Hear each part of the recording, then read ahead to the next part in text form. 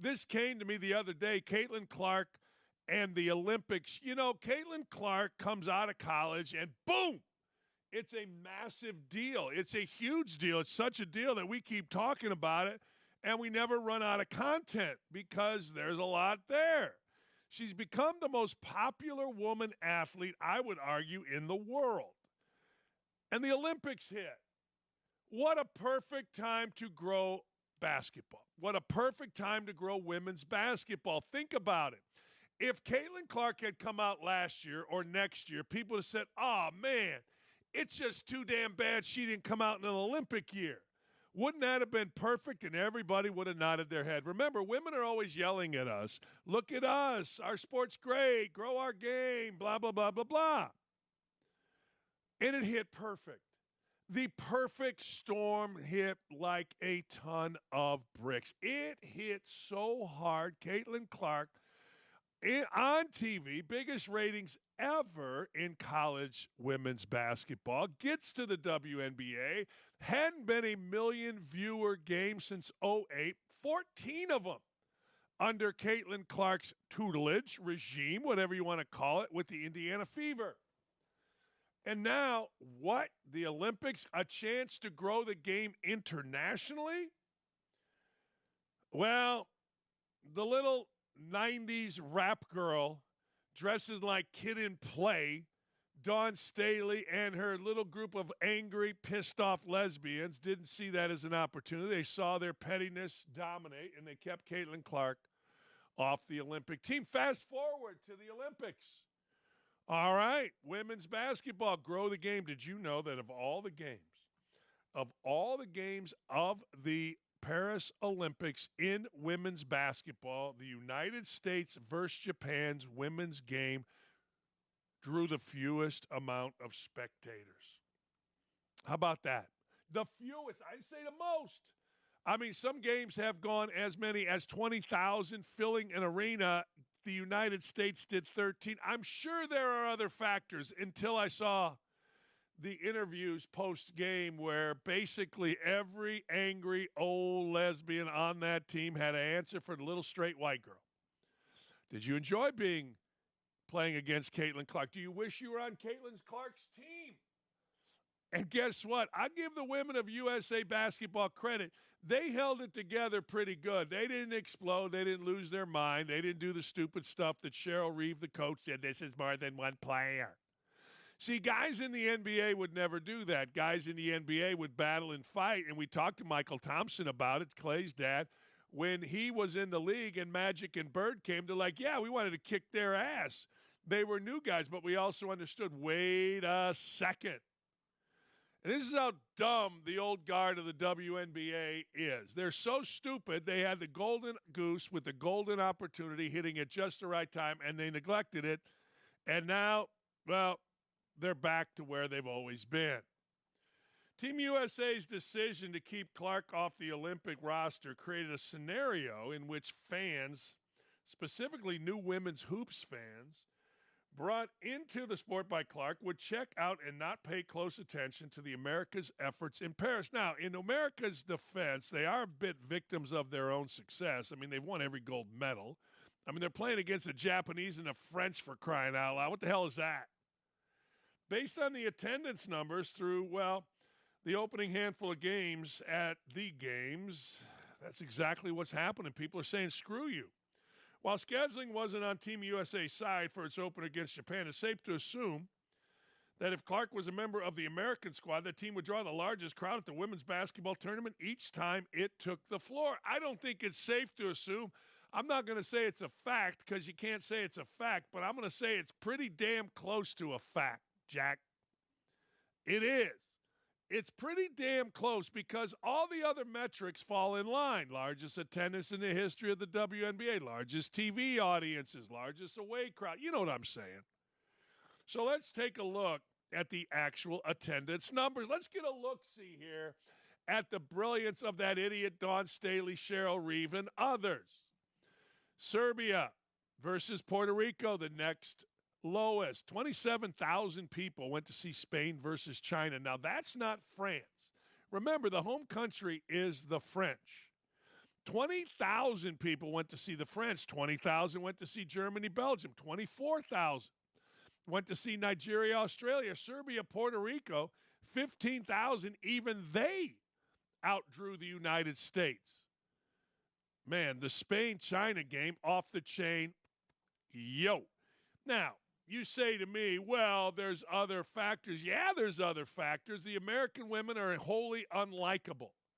As a group, they are an unlikable lot that has sat there and been on the international stage for a long time, but none of them, zero zip. Don't tell me about Taurasi or Brittany Griner's dumb pop's ass. These are unlikable people. And make no mistake, when you have a team, no matter how good it is, you got to have a certain element of likability. You just do. I've said this before, and I'll say this again. There are some teams on college campuses that win, and naturally people come to watch the games. There are other teams on college campuses that win, and their players on that team feel like they are a part of the college environment. And not only do people show, but there is a rabid fan base. See, for 27 years, the women of the WNBA have been angry. They've thrown their lesbian stuff in our face. They've tried to act like dudes in a lot of cases, and it simply hasn't worked. Well, this was their chance, man. Man, what a chance. I didn't know. Like, I really didn't know. I thought to myself, well, we'll see. We'll see how this goes. Okay, all right, you don't want to put Caitlin Clark on there because you don't want her to be the focus, but guess what? She's the focus for every other player. And no one's paying attention. And I'm not surprised. I guess I'm a little surprised because I just figured as good as they were. And there are some names that Caitlin Clark has helped promote, but I got to tell you, I got no interest. And I have big interest in watching Caitlin Clark's Fever team. I do. I kind of miss the fact that they're not playing. I do. But you know what? When you're jealous, when you're envious, when you're petty, and you're just plain stupid because of who you're having sex with, you reap what you sow. And WNBA dummies, you have reaped what you sowed. All right. Politics continues to infiltrate the Olympics. Now, here's the deal. I wonder about this. You know, Islam, Orthodox religions, they don't seem to be under attack at these Olympics. Certainly, we saw in the opening ceremonies, they can try to gaslight us all you want, but we saw what we saw, and that was a mockery of the Last Supper. But no, it was Dionysus. No. We've read the comments from the biggin who held up the chalice. We read her comments. Just stop. Stop. Don't try to gaslight me. I didn't even know what the word gaslight meant until Joe Biden and Kamala Harris got into office. Now I do, and I see it everywhere I go. But politics, when it comes to Christianity, certainly the Catholic faith, is all the rage, right? Listen to this. It continues to infiltrate the Olympics. Reza Leo, a Catholic skater who won bronze, was told allegedly that she wasn't allowed to praise Jesus. In the response, she said, Jesus is the way, the truth, and the life, in sign language to protest. Hey, once you've won the bronze, you can't tell me nothing. Once I've won the silver, you ain't telling me nothing. Basically, once my event is over. Now, I don't know if she has more events, but you know what? Stick it. I want to talk about Jesus. Talk about Jesus. You want to talk about God? I want to talk about God. Talk about God. Screw these blasphemous, ridiculous human beings. And that's exactly what they are. They're blasphemous, ridiculous human beings. And I personally think it sucks. I do. I think it sucks. I think it's idiotic, asinine, and I'm looking for something right now that is just so true, so incredibly true, if I could find it. Satan's strategy is simple. Make sin look normal and make righteousness look weird. That's exactly what they're trying to do at these Olympics. That's exactly what we're trying to do all across the globe. The Paris Olympics would rather athletes competing in the Olympics not show any sort of religious expression. Wait a second. That's all I saw in the Open, and certainly not a Christian one, given that the opening ceremony featured drag performers mocking the Last Supper. Brazilian skateboarder Reza Leal ignored the organizers' wishes and quoted a Bible verse after earning a bronze medal. French Olympians are banned from displaying religious symbols while representing the country due to France's secularism principle, although the International Olympic Committee insists that athletes can represent themselves, their faith, and their country. Leal thanked God after earning the second highest score of the finals competition, which pushed her from 5th to 3rd and on to the podium, and it's making people crazy. Man, oh man, I'm telling you, this is so true. Satan's strategy is very simple. Make sin look normal, righteousness look weird. Be aware. Well, isn't it interesting? You know, Pete Buttigieg's best friend was arrested on child porn charges. Drag queens are everywhere. Kamala Harris is, instead of going to East Palestine or the border, she's hanging out with drag queens. Make, what is it? Righteousness look weird. And it also is interesting that that's the word they use for a veteran, J.D. Vance, who has a wife and 2 kids. That's not weird. What isn't weird, and Hillary Clinton has been a big proponent of this, which isn't apparently weird, is standing by your husband's side as he has been accused with evidence of rape, where he has paid off rape victims. But that's not weird. No. J.D. Vance, a military man with with children and a wife, that's considered weird. Satan is at work. Satan is at work, and he's at work big time. And unless people like us here at OutKick and other places step up, it's taken over. I'm telling you right now, right this moment, Hillary Clinton, well, not Hillary Clinton, it's the same person, Kamala Harris will be the next president, unless people wake up. But they won't. People are excited when they show her dancing, acting stupid. When the people are excited when they show her talking gibberish. Now, all of a sudden, she has gone from the lowest rated vice president in the history to a mocked person. Now, all of a sudden, she's considered motherly. She's considered virtuous. Yeah, it's unbelievable. Sleep your way to the top. That's Satan's way. Get rewarded for it. Apparently, that's what's going to happen.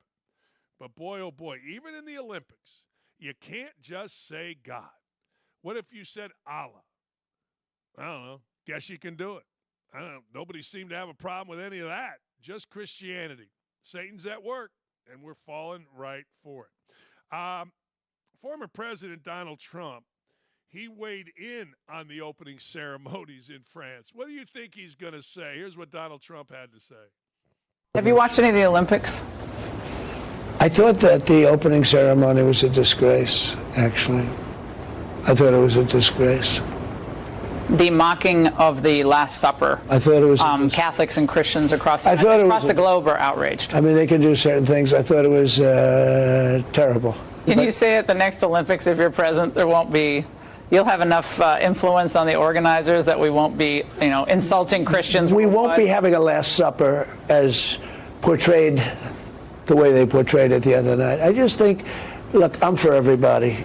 I'm very open-minded. You understand. Yeah. You know me better than most people know me. I'm very open-minded. But I thought what they did was a disgrace. Well, you had to. I mean, you just had to. There is no other way around it. If you didn't think it was a disgrace, then Satan's got to you. I mean, it's literally that simple. And I'll take all the mocking that comes with saying that. I'll take all of the crazy people out there. We don't know. We don't pay attention. Yesterday, I was playing golf with a police captain here for the IPS. What is it? Indianapolis, whatever it is. Indianapolis cop. He's an Indianapolis cop. And I'm like, all right, what's real? He goes, what's real? He goes, you know that gang MS-13 all over the west side of Indy? Are you kidding? He goes, yeah, they have no regard for life. None. Zero zip. He goes, they don't care. They have aliases. I go, well, has it been different under Biden than it was against Bush? And he stopped and he looked at me. He goes, night and day. He goes, oh, not even. We didn't have it when Trump was in office. We didn't have it. Now we got it, and it's growing. And people in Indianapolis are too stupid to understand it. And he also said ICE, which Kamala Harris is trying to get rid of, he goes, ICE does a great job. He goes, without ICE, I don't know what we would do. They come in, they know these people, they know their aliases. He goes, it's the most dangerous thing Indianapolis has ever faced. And it's on the west side. Night and day under Biden-Harris as opposed to Trump.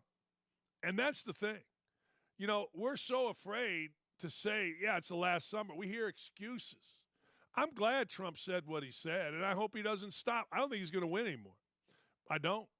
I mean, Google Donald Trump, and what you're going to find is a bunch of articles about Kamala Harris taking on Donald Trump. It's astounding what's going on in this country right now. It's ignorant, it's stupid, and most importantly, it's dangerous. So when Donald Trump says something like, what a disgrace, that's the most honest answer you can give. Look, maybe they did go after Dionysus, but that's certainly not what the bigot that held up the chalice said. They knew what they were doing. And, you know, instead of embracing satanic things, Donald Trump has said, hey, look, it's a disgrace. And every self-respecting Christian understands that it is a disgrace. Every self-respecting human being that isn't just sucked in by the devil into utter stupidity understands it was a disgrace. You know, people tell me Trump, well, you know what? He's a liar. He ain't lied about a lot of those things. Hey, I don't know whether we've had the greatest economy in the history of the world, and everybody says he's a liar. Show me what he's lied. It was a disgrace. And it's going to continue, and it's only going to get worse. And I'm telling you, the cop also made this comment. You know what? If this MS-13 group starts killing people, white people in Carmel, you'll see a whole different approach. He's right. Right now, you don't care. Black folks killing black folks, gang members killing gang members, MS-13 members killing everybody. You don't care, but wait till it comes into the white community. Then you're going to care, and that's what's going to happen. That's amazing. I care right now because I know what's coming. I don't give a damn if you think I'm just a basketball guy. I don't give a damn if you don't like me because I said the Colts suck. I don't give a damn. I know what's coming, and I ain't wrong because I talk to the people that actually are on the floor, on the ground. They know what's coming too. And they literally cannot believe how stupid we are. I can. Luol Deng is a great story. Luol Deng came over from the Sudan. He ends up playing very well at Duke, plays in the NBA for a number of years, makes a ton of money. People talk about giving back. Well, Luol Deng is funding the entire operation for the South Sudan. South Sudan's a new country. I told you, there is no, at least I've been told, I've never been to South Sudan. There is no indoor gym in the South Sudan. South Sudan plays the United States today, coming off a big win against Puerto Rico. South Sudan, not the United States. They beat Serbia. Luol Deng has been funding the entire basketball program of the South Sudan out of his own pocket. Now, I want you to think about that. Luol Deng has been funding South Sudan's national basketball program out of his own pocket per Royal Ivy. Luol Deng has been funding this thing for 4 years out of his own pocket. He pays for gyms, hotels, plane tickets, everything. Kudos to Luol and the staff. We wouldn't have been able to put this team together without them. What a guy. That's exactly right. People talk about, hey, look, people talk about giving back. This is the epitome of giving back. This is giving back, like literally giving back. This is like saying, hey, I'm giving everything back. I'm giving back, you name it. I'm giving back money. I'm giving back opportunity. I'm giving back an Olympic experience for not only the players on his team, but the entire nation. The entire nation is excited. Why? Well, because Luol Deng has stepped up. And he has stepped up in such a way that now they have the opportunity to play the United States in the Olympics, and both are undefeated. How cool is that? Nah, that's too cool. I just wish Luol Deng was still young enough to play. I remember first seeing Luol Deng at the Peach Jam in Augusta, Georgia. I don't even know what year it was. I was standing up top on this ring on one. I think it was a Peach Jam. I think one of these side gyms. I'm like, whoa, who is that? It was Luol Deng. I had a real eye. He ended up at Duke, and he played great. Anyway, how cool is that story? So when you watch South Sudan today, and I know most people will be rooting for the United States, don't forget, this little country over here that's a startup country, which is amazing to say, is being funded by basically one dude. How about that? Just been announced Mike Trout has been shut down for rehab after a setback. He had surgery May 3rd on a torn meniscus in his right knee, and they're just announcing they're shutting him down for rehab. I feel so bad for Mike Trout.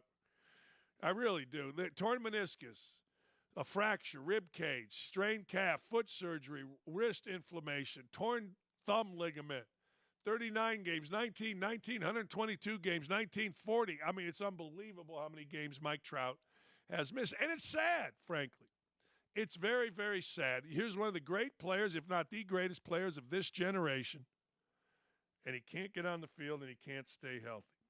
The lies continue. This lie is so egregious that you got to just laugh. And this is what's happening all over the country. The lies of the far, far left. All right. MSNBC commentator, listen to this. Molly Jong-Fast says J.D. Vance, who is the father of 3 biracial kids. I'm going to say that again. J.D. Vance, who is the father of 3 biracial children with his Indian wife. This woman, this idiot, Molly Young-Fast, says J.D. Vance, the father of 3 biracial children, only wants white babies in America, whatever the hell that means. Listen to this stupidity. Stats are there. More and more Americans choosing not to have kids, which again emphasizes why J.D. Vance's comments about childless Americans, childless cat ladies, could be so politically damaging. Well, so what's interesting is this natalism that comes from an authoritarian playbook, right? That there need to be more white children, right? That's the idea that there's, this is about great replacement theory, racism, right? This is what this is. So don't misunderstand it for him wanting more children. He wants a certain kind of, racist thing. How stupid can you be? I mean, you can put glasses on, color your hair, and you're an idiot. And talk with your hands. I mean, how stupid can you be? And there is zero chance that this idiot did any research, and there is zero chance that this idiot will say, I made a mistake there.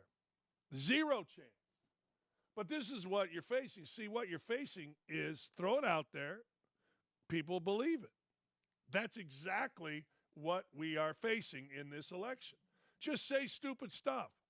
J.D. Vance, the father of 3 biracial children, wants only white children. What? What are you talking about? Somebody said, well, they're not biracial. I go, well, then neither is Kamala Harris. I mean, I don't know what to tell you. I mean, I guess people get to define it depending. Can you play that again? Now, I want to play this again, and I want you to understand this. J.D. Vance, this is so stupid.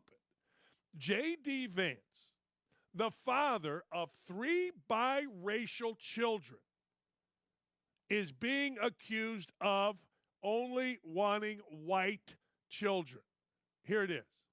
Stats are there. More and more Americans choosing not to have kids, which again emphasizes why J.D. Vance's comments about childless Americans, childless cat ladies, could be so politically damaging. Well, so what's interesting is this natalism that comes from an authoritarian playbook, right? That there need to be more white children, right? That's the idea that there's, this is about great replacement theory, racism, right? This is what this is. So don't misunderstand it for him wanting more children. He wants a certain kind of, racist thing. Man, oh man. That's unbelievable. It just say stupid stuff. Like, we try not to say stupid stuff. I say stupid stuff on this show once in a while, and I apologize. Or, Aaron or Gary's like, hey, dumbass, will you quit talking about that? And I'm like, yeah, you're right. I'm dumb. Sorry. But it's just astounding that I don't give a damn if you put on glasses, have sex with whomever you want, and try to act smart, your words give you away. That's how dumb she is. What's her name again? Molly Young Fast. Her name is probably Molly Young. She probably just threw in the young, Molly Fast. She probably just threw in the young in there just for the hell of it to make her sound ethnic. I don't know, but she's stupid. She's dangerous. You just say whatever you want.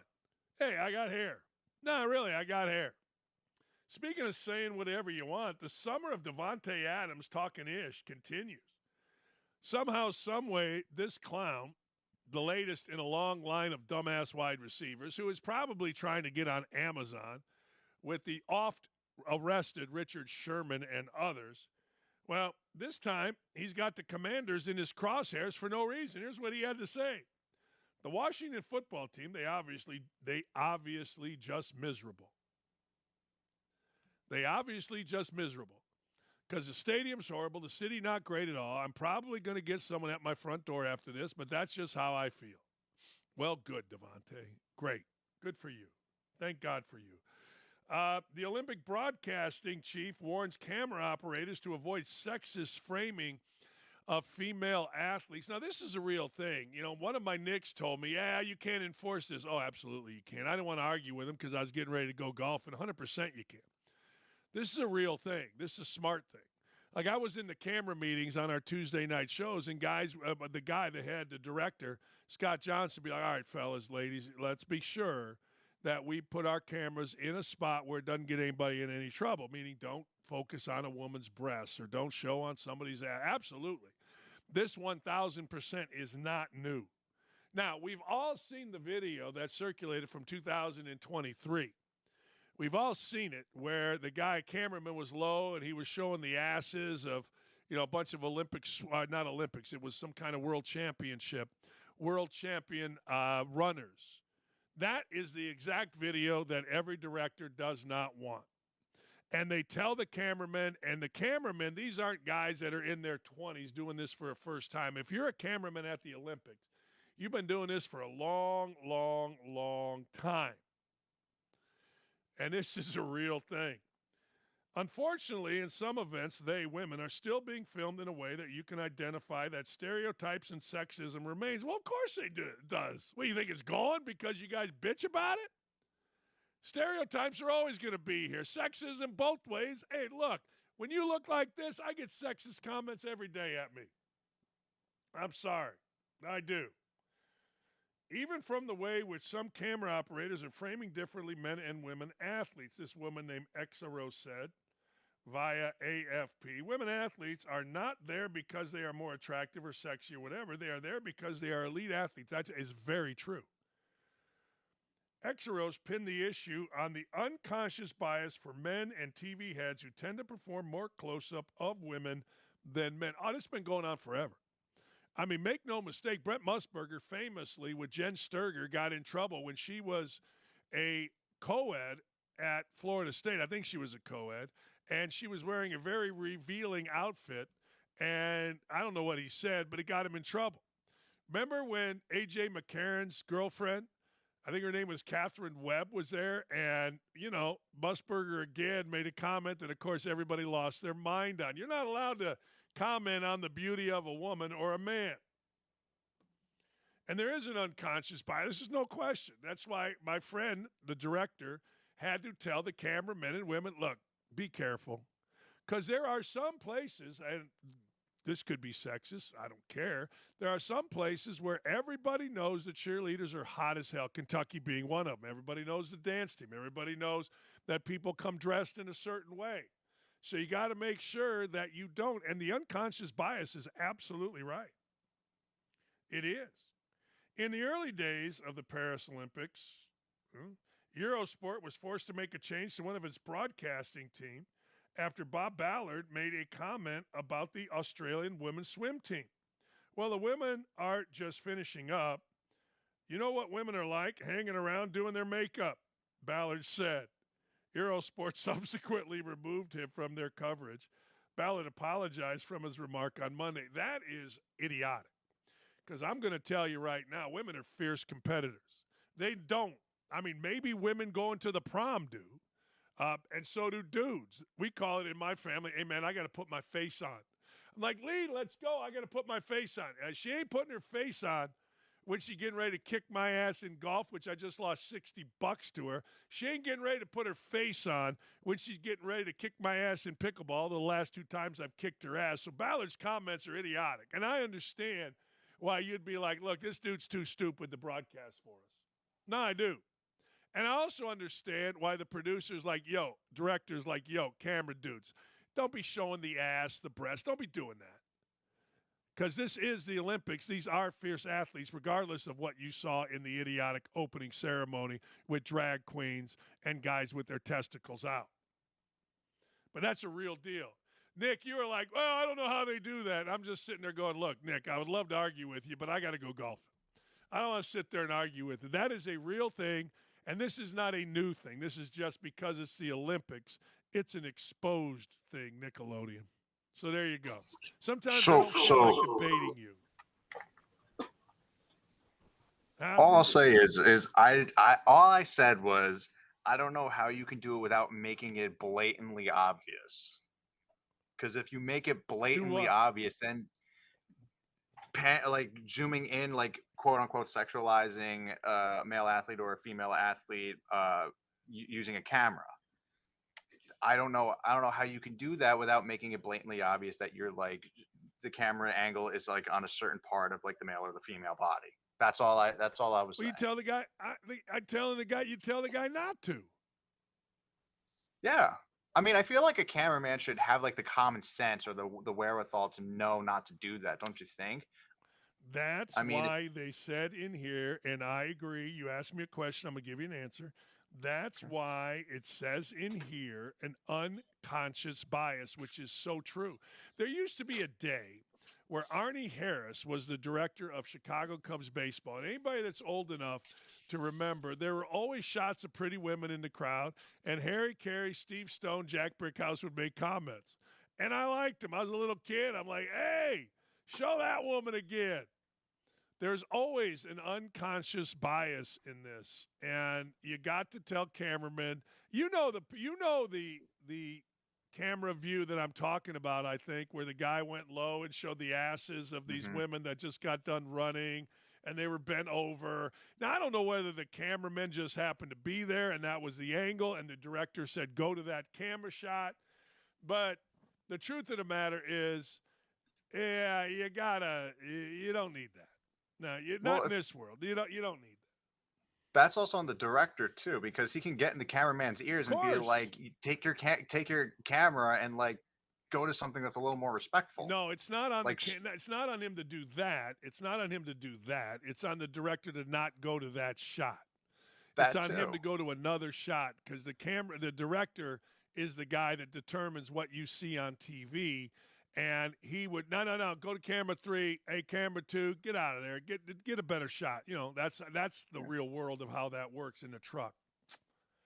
Man, isn't it great that I know everything? Where would I be without you? I'd be dead in the street somewhere. You'd be like in the middle of Colombia getting chopped up. Your liver would be used for someone else to take your kidneys. Your testicles would be like for dinner somewhere. It would just be absolute, total, complete chaos. Hey, did you see this? DJ Moore just signed 4 years, $110 million. And you know what I thought when I saw that? He got screwed. I'm like, what? Like, DJ Moore had 96 catches, over 1,000 yards last year, Nick. And I'm like, wait a second, he not getting $30 million? Oh, if he ain't getting $30 million, then, all right, screw that. He's getting jobbed. No, it's unbelievable. It really is. So, anyway, that's the deal. DJ Moore sides, and, who knows? Who knows what's going to happen? Hey, Nick, got to ask you, all right? Got to ask you. If you're watching an Olympic game, and last night Japan played the French in basketball. Japan had a chance to beat the French, gave up a 4-point play late. And then Victor Wembanyama started making shots. I got to tell you, I happened to see that game, and I was watching a little bit of it, and I could not root harder against the French. Am I a Frenchist? I think I'm becoming a Frenchist. No, because being Italian, I root against the Irish in everything. So I don't think it matters. Like, so if you're a Frenchist, I'm an Irishist, if that makes sense. Because you're of an the the Irishist. back and forth. Yeah. So I don't blame you Yeah. one bit. Yeah. I have no dog in the fight. I'm just tired of the French. I was tired of the opening ceremony. I'm tired of them dominating in basketball. I've had enough of the French. I was rooting. I didn't really care, but I was rooting against the French. I was. I think 3 o'clock today, it's good South to have. Sudan. Are you going to take? Hold on. Are you going to take the 29.5? Or are you going to give the 29.5? Gun to head. You got to make a bet. Which one you going with? I'll take the 29.5. You take South Sudan at 29.5? I think so. Yeah, I think so Because too. because like the margins that have been that the U.S. have been competing with, like the winning by 4 points, winning by 2 points, 29 just seems like too good to be true. I don't know. I think South Sudan just pulls up and. Well, they just beat the hell out of Serbia. Mm-hmm. I mean, so there you go. So I'm going to give 29.5. I'm going to take the United States. I think the United States win this one by 30. Yeah, Okay. They were making everything last time. They made 14 threes. They got good looks. United States going to be all over them, and away we go. Don't at me, by the way, people out there, about who would win between the 92 Olympic team and this Olympic team. Just shut it. Just shut it. The 92 Olympic team would beat this Olympic team by 20. It'd be close for a long time, and then all of a sudden Pippen would lock down Steph Curry. Jordan would get it in the ace of Kevin Durant. Karl Malone would belly bump and kill LeBron James, and it would be over. It would be a 28, 24-point spread, and then the whole thing would be over. Don't at me. People are atting me about this. Don't do it. Don't at me about it. That's the name of the show. Don't at me about it. I would ask Nick, but he's far too young. He doesn't remember 92 because he wasn't born. His mom and dad probably weren't even born in 1992. Or they were over in Italy trying not to get shot by the Italian mob and friends of John Gotti. One of the two. Probably. Because that's what every Italian did, right? You try not to get shot by Gotti. You try to stay on Gotti's side. Is that a stereotype? Well, no, because my mom's from Howard Beach in Queens, and that's where the Gotti family is from. My mom was friends with Gotti Jr. growing up. That's right. So I'm okay. She was? I'm okay. Yeah, Your mom I'm was okay. friends with Gotti Jr.? Yeah. Woo. She went to one of the funerals. I forgot whose funeral it was, but she said it was like if you weren't in that inner circle, it could have been the scariest moment of your life. But since she was like kind of in that friend group, she was okay. So they knew her. Yeah. So they knew her, so she was okay. Yeah, wow. Exactly. Did your dad go? No, they weren't. No, they weren't together at the time. And the thing is my dad probably wouldn't have been allowed at that funeral because he was a police officer, and most of the time, people who are in organized crime, they hate cops. So there you go. Yeah, they're not too big on the po-po. Wow, how about that? And Gotti's son, I think, got killed by a driver in that neighborhood, and they never found the driver again. I think that's the story.